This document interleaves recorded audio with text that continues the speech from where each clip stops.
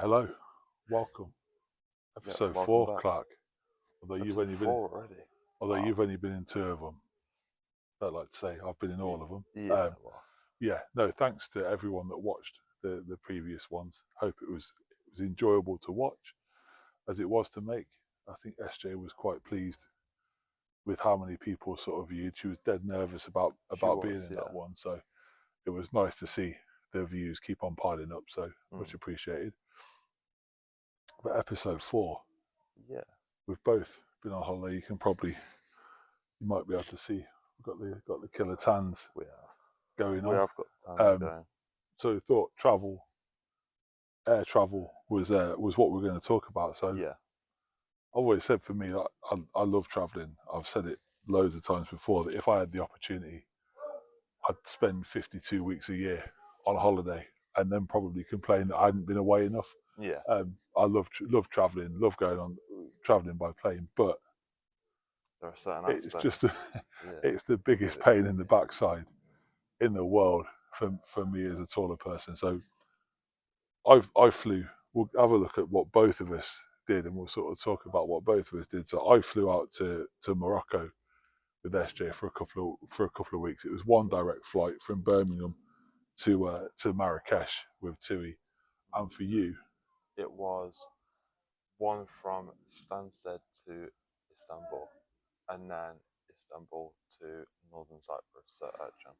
yeah. And then same on the way back, but obviously the other way around. So obviously for me, being as tall as I am, as we've established before, the issue I always have is I don't fit into a normal seat, a normal economy seat. The distance from the back of my back, or whatever you want to call it, back of my backside to my knee, is bigger than what you'd get on a normal economy seat, and so I have to have extra leg room. Fair enough. Most airlines have some emergency exit seats, and that's all good. But you have to pay for them. You have to pay extra for them, and that's kind of where I always take a little bit of exception. Is that I have to pay for the seat. I don't feel like that's right. So I think for me to be able to sit down for the TUI flight there and back, I think it was something like £49 each way. But then for me, I don't know. and for SJ, because obviously we wanted to sit together. I've got no choice over having to pay. I think, and that's the frustration. And I'd love to have somebody from an airline come and have a sensible conversation about this kind of thing, because I see it, and I'd be interested to see what other people think about it. I see it from the airline's point of view as a form of discrimination, because I can't sit down. I can't sit in a normal seat. I have no choice to sit in an extra legroom seat, and they charge me for it. And I don't think that's right, personally, because I think if I was a wheelchair user, they probably wouldn't charge me to bring my wheelchair on board. If I was visually impaired and I had a guide dog, wouldn't charge me to bring my guide dog on board. So why are you charging me to be able to sit down? I find it really frustrating. But for you, how was yours? I think I sat, so like I said already, I went Stansted to Istanbul. For that longer bit, I was extra leg room. Same on the way back, Istanbul to Stansted. For the shorter flight from Istanbul to Ercan and Ercan to Istanbul, I was in normal. But, so that's the difference. I can, when I say I can fit in a normal seat, with dancing on the line with the word being able to fit. It's in terms of I can get into the seat, but my knee overtakes into the aisle. Well, obviously, I sit in the aisle like that, and it's better, but you can't do that because of the thing coming past. So I'm sort of like in and out with the trolley, sort of coming past. So it's not comfortable. If it was a longer flight, I always just get extra leg room because I can't be bothered to be doing that for 4 hours. If it's an hour, I can put up with moving my knee in and out for a bit, and it's fine. But it's just never quite, to be honest, nowadays I don't really even bother trying to fight with them for an extra leg room seat. I just book it and pay for it, because with Ryanair, they wouldn't even let me have like an aisle seat without paying for it, let alone like I wanted a random allocation seat because I was on my own. And I just said to them, I don't want an extra leg room or anything fancy. Can you just randomly allocate mine to the aisle? I don't care which aisle, I don't care where, I don't care which side. And they wouldn't even have that. And I was trying to explain it for the people who's next to me purpose. Because if I was in the middle and I've got to like have my legs this wide, then the people either side of me aren't going to be comfortable. So, and they still didn't have it. Luckily, my seat got randomly allocated to an aisle seat anyway that time. But yeah, this time I flew AJ on the way there, and their extra legroom seats and emergency exits are incredible. They're just like 3 meters long, and it's just incredible. Pegasus on the way back was pretty much just basic how you'd expect. Then I think both normal seats were just exactly normal seats, like you just can't fit them properly. But it is what it is. It's part of it, isn't it? Yeah. See, you don't argue. I've tried to argue with them all the time, which is why I haven't, because I know it's not working. Yeah, and here's what happens, and here's what makes me get so frustrated, and why, as much as I love to travel, I hate booking flights because, as I said before, I don't have that private jet, first class, business class money. I'm an economy traveller the same way the vast majority of everybody else that flies is an economy traveller. So I'll phone up or speak to customer services, and immediately when I start to speak to them and I'll say to them, I'm 6'11", blah, blah, blah, immediately you can tell they don't believe me. Yeah. They immediately think he's lying. He's probably 6'3", 6'4", trying to get something for nothing. I'm not. I wish I could just sit in a normal seat. It'd save me an enormous amount of hassle. And then you'll get the brilliant suggestions like, why don't you book an aisle seat? And I'll put a photo up, hopefully, in front of here somewhere. When was this story you're about to tell, for context? Because I know the story, but when was this flight that you're talking about? How long ago was it? It was last year. It was when I was coming back from Italy. So right, okay, yeah. I'd been lucky enough to play for sort of GB Maxes in the over 40s European tournament in Italy, and I was flying back. But you say before that, you phone up and you speak to customer service. They don't believe you as tall as you say you are, and then you'll get the brilliant, why don't you book an aisle seat? Cheers, genius. And I'll put a photo up that shows why I don't book an aisle seat. And I say to them, well, that's great, but what do I do with the other leg for one? I can stick one leg out into the aisle, brilliant. What about the other one? Yeah. I can't take that off, unfortunately. And then what do I do when the cabin crew come down the aisle with the trolley that was custom designed to fit exactly down that alleyway in that plane? Where do I put my legs then? And say, when I flew with BA, I've got to say, the cabin crew, particularly on that flight back, as much as the airline were useless and weren't interested in helping me in any way whatsoever, the cabin crew on that flight were absolutely outstanding, and they were brilliant in the way they helped. Because I was sat, I think maybe a row or two rows from the back of the plane. I had to sit sort of sideways on, as you will have seen from the photo, and the poor girl sat next to me, well, she was sat behind me effectively. She was sat in the middle seat, had an absolutely shit, uncomfortable flight as well, and I felt terrible for her. But eventually, the cabin crew allowed me to sit in the jump seat once they'd got up and they were doing their bits and pieces. Is absolutely ridiculous. Ridiculous. And it's really uncomfortable, by the way, as well. For a renowned company, I get it. Like, if someone's just opening like air flight, whatever business, but for a renowned company like BA, for you to have to sit in a jump like that is just. So they'd sold. The issue was they'd sold all of their extra legroom seats by the time I booked onto that flight. Yeah. And they weren't willing or weren't able to move it. They could have sat me at the front of the plane, where there's a bit more legroom as well, in sort of row one. But they elected not to. They wouldn't allow. And they're just like deeply unhelpful, as much as anything else.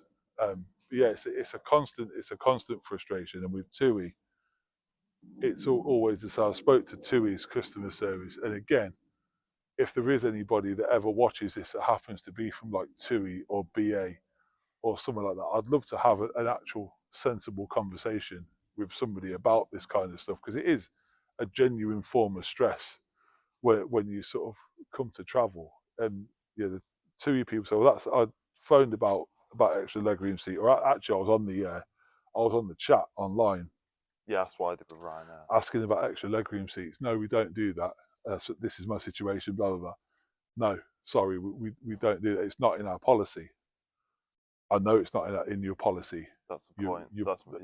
I understand what your policy is, that if you want an extra legroom seat, you have to pay extra for it. What I'm saying is your policy is stupid, and your policy is discriminating against me because I can't sit anywhere else. And I think, like we've said before, it's not as if this kind of thing, I find it staggering that for multi-million, multi-billion pound companies like British Airways, like TUI, the £50 each way is so important to them. Yeah, it's more important than having good customer care. Because if either of those airlines would have said to me like, oh yeah, no problem, we see how tall you are, common sense is going to prevail, and we'll provide you with an extra legroom seat, emergency exit seat, whatever, I'll be singing their praises. If a company like British Airways, for example, made a new policy where if you're unable to sit in a normal seat because of height, so if you're 6'7", 6'8" plus, you got it for free, they'd maybe lose what, £5,000 a year at the most. That is nothing. You're talking about. I'm sorry, but that's probably how much they spend on like printer ink or something. Like, come on. Yeah, I mean, you're talking about. I'm in maybe the top 1 or 2% of tall people in the country. There might be a handful of people in the country that are my height or taller. I know of probably. I probably know of 4 or 5 other guys around the country that are as tall or taller than me.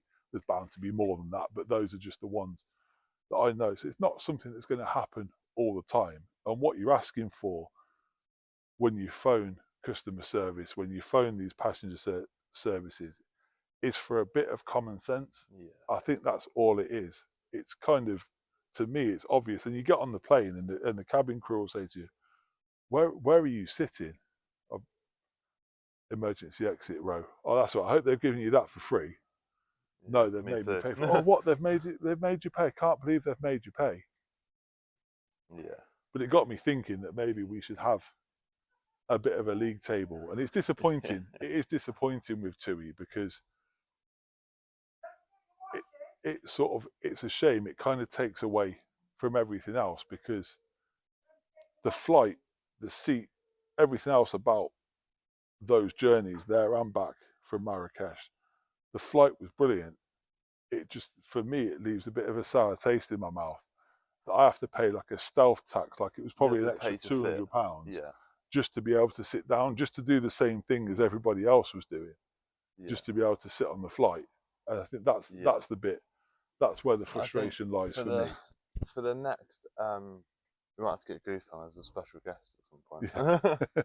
I think for the, he always makes an appearance anyway. He does. I think, right, for the next segment, because we don't want it to always be, I don't anyway, definitely, want it always to be like episodes about moany things about being tall and stuff like that. So I think for a little bit more of a fun segment, we should do talking about whether or not you can stand up in the deep ends of pools on holiday. So for me, it's a little bit different because I went on a holiday where I went in multiple pools each different day. I probably went in 4 or 5 different pools maybe across that week period. You obviously stayed in a hotel resort, so you just went in that one. Went to the same one every day, yeah. I know you couldn't, could you? Stand up in the deep end. It's about hair on you. Oh, I could stand up. Yeah, could stand up in the deep end. Yeah, it was only because it was like here. It was a sort of adults only resort kind of hotel. The water was relatively shallow. So if I went into the deep end, it was probably I guess it was probably about there somewhere. I think that's a shallow deep end. Yeah, I think that's it wasn't shallow deep end. Yeah, I mean, it wasn't the sort of pool that people were like jumping or diving into. It was. I think I went to the LA hotel in northern Cyprus. Well, I've been there loads of times. It's a great place. I think I can stand up in theirs. I couldn't I wouldn't go into the deep end to stand up and have a conversation with somebody, but I can technically stand up in there. I think Dennis Kitty, beautiful place as well. That pool's way, way big. It's probably quadruple the size. So being able to not stand up in the deep end is more of like a sort of obvious thing. But I think most of the places I couldn't. About 8 foot most of the places were, which is a nice, pretty decent size that is. Remember that villa we had in Portugal that time when we went with like the whole family? Yeah, I think the deep end was about 10 feet deep. Yeah, there, that was wasn't it? ridiculous deep end. That was unbelievable. That was quite nice. Most pools you go to. Yeah, most places you can. The sort of standard is for the deep end to be about 2 meters or 6'6". Exactly. If you like it that way. And I can stand it. If I go on my tippy toes, my sort of chin sticks out the water. But I think, this is obviously going to be a shorter episode because it's just a quick one about plane travel. A few little rants, as there always will be about being tall. I have a fact. We have already recorded this video, but it wasn't as great as we wanted it to be. So this fact was more of, I'm sticking with the same one as when we recorded it yesterday. It was more of like a quiz sort of one yesterday, but because you already know the answers, I'll just say it this time. My fact for this week, or this episode I should say, is the average heights for both the places we went to on holiday. So I think for yours, for Morocco, it was 5'8" for a man. It was about the general that they found. And for Cyprus in whole, not Northern Cyprus, but Cyprus as a whole, where I went, was 5'9". So yeah, it's a little bit taller. Cyprus is a bit taller. Yeah, I'm winning on holiday height. Yeah, so mine made me laugh because I was looking for different facts and different interesting facts about being tall, and the one that came up was that tall people tend to be more injury prone. And it kind of made me laugh because I think from my basketball career, I'm like, both my ankles are knackered, my left Achilles is knackered, my left calf's knackered, both knees are gone, my left hip is knackered, my right shoulder's done, my lower back hurts, both my elbows hurt. It's like, true. I'm sure. I'll take that one. They're definitely not not lying on that one. Definitely it's a for fact. sure. Yeah. And I think there's a couple of things. I reckon we should have a travelling league table. Yeah. So we'll find out which is the best airline for travelling if you're a tall person. So we've had a couple. You flew with, what was it, Pegasus and AJet. And they were okay in terms like the amount of room you got was decent. Yeah. You had to pay for your I seat. tell you what, I don't know what it actually would. That one though isn't very fair, because I'll tell you what, if we're going to do this on the pod, I'm going to have to start trying to not pay for it because I just didn't ask. I just didn't bother. Yeah. I was on holiday when I booked my return flight, so I was like, I'm not wasting my holiday arguing with somebody on the phone. So I just sacked it off and paid for it because it wasn't too bad. But TUI, fantastically comfortable, brilliant seat, the emergency exit seats, really comfortable, really nice, lots of room. Had the aisle seat as well, so I had a little bit more room, but I had to pay for it. So, and BA didn't do very well on their short haul flight for us either. But I mean, if anybody out there here watching this works for like Emirates or Singapore Airlines and they want to invite us on board to see what the leg room's like in their first class suites. Yeah, that would be fine. Or whether like I can fit under the shower on an Airbus A380 as it's flying to like Singapore or something. We wouldn't mind that. I'm quite happy to volunteer. I was just about to talk about what we're going to do next episode. I think it's going to be a vloggy sort of thing. I think it should be. We're going to incorporate a little bit about the gym. I don't think that'll make up enough for a whole episode, but I was thinking the other day, I was in the gym and I was trying to use like the built-in shoulder press machine, and I can't quite straighten my arms on so I can get to about here. And I thought this would make a good segment on the pod, is different little bits in the gym.